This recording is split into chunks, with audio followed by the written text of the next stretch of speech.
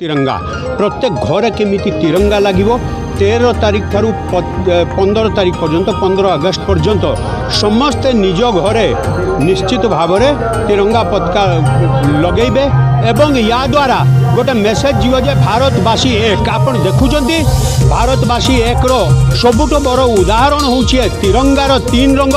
आज मो सहित मोहम्मद महताब आलम तांको सहित सरदार परमजीत सिंह एवं श्रीनिवास कनार ये क्रिश्चियन एवं परमजीत सिंह सिख तथा महताब भाई मुस्लिम ए समस्तंकर एवं मु हिंदू होइथिबारु समस्तंक गोटे मिश्रण ए देश देखाए। अनेकता में एकता ये देश की विशेषता। धन्यवाद।